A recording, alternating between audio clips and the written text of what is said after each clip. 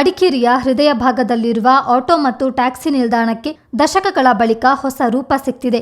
ಆದರೆ ಕಾಮಗಾರಿ ಪೂರ್ಣಗೊಳ್ಳುವ ಮುನ್ನವೇ ಕಳಪೆ ಕಾಮಗಾರಿಯ ಆರೋಪಗಳು ಕೇಳಿಬಂದಿವೆ.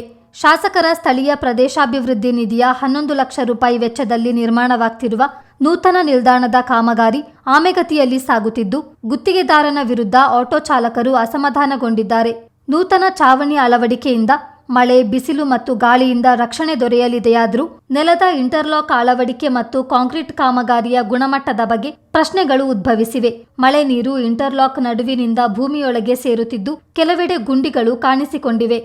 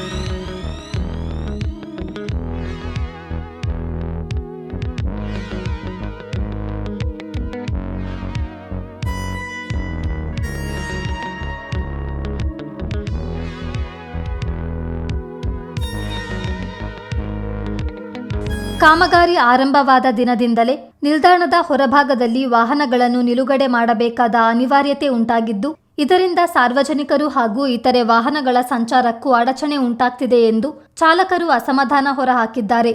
ಕಾಮಗಾರಿಯನ್ನು ಶೀಘ್ರ ಪೂರ್ಣಗೊಳಿಸುವಂತೆ ಗುತ್ತಿಗೆದಾರರಿಗೆ ಪದೇ ಪದೇ ಮನವಿ ಮಾಡಿದರೂ ದಿನಾಂಕ ಮುಂದೂಡುತ್ತಲೇ ಸತಾಯಿಸಲಾಗ್ತಿದೆ. ಇದೇ ಪರಿಸ್ಥಿತಿ ಮುಂದುವರಿದರೆ ತಾಳ್ಮೆ ಕಳೆದುಕೊಳ್ಳಬೇಕಾಗುತ್ತದೆ ಎಂದು ಚಾಲಕರು ಎಚ್ಚರಿಕೆ ನೀಡಿದ್ದಾರೆ. ಈ ಕುರಿತು ಶಾಸಕ ಮಂತರ್ಗೌಡ ಅವರ ಗಮನ ಸೆಳೆಯುವುದಾಗಿಯೂ ತಿಳಿಸಿದ್ದಾರೆ. ನಮ್ಮ ಈ ಕಾಮಗಾರಿ ಬಗ್ಗೆ ತುಂಬ ಮಾಹಿತಿಗಳು ನಿಮಗೆ ಗೊತ್ತಿದೆ. ಇತ್ತೀಚಿನ ದಿನಗಳಲ್ಲಿ ಸ್ವಲ್ಪ ಕಾಂಕ್ರೀಟ್ ಕೆಲಸಗಳು ಬಾಕಿಯಾಗಿದೆ. ನಮಗೆ ಅವರು ತುಂಬ ಸತಾಯಿಸಿದರೆ ಅದರಲ್ಲಿ ಮಾಡಿದಂಥ ಕೆಲಸಗಳು ಕೂಡ ತುಂಬ ಕಳಪೆಯಾಗಿದೆ. ರಾತ್ರಿ ಹೊತ್ತು ಬರ್ತಾರೆ, ಚಾಲಕರೆಲ್ಲ ಹೋದ ನಂತರ ಬರ್ತಾರೆ, ಅವ್ರು ಇಷ್ಟ ಬಂದಂಗೆ ಮಾಡಿಬಿಟ್ಟು ಟ್ಯಾಪೆ ಹಾಕ್ಬಿಟ್ಟು ಹೋಗಿದ್ದಾರೆ. ಈಗ ಮಾಡಿದಂಥ ಕೆಲಸಗಳು ನೀವು ನೋಡ್ತಾ ಇದ್ದೀರಾ, ಎಲ್ಲ ಅಲ್ಲಿ ಗುಂಡಿ ಇದೆ.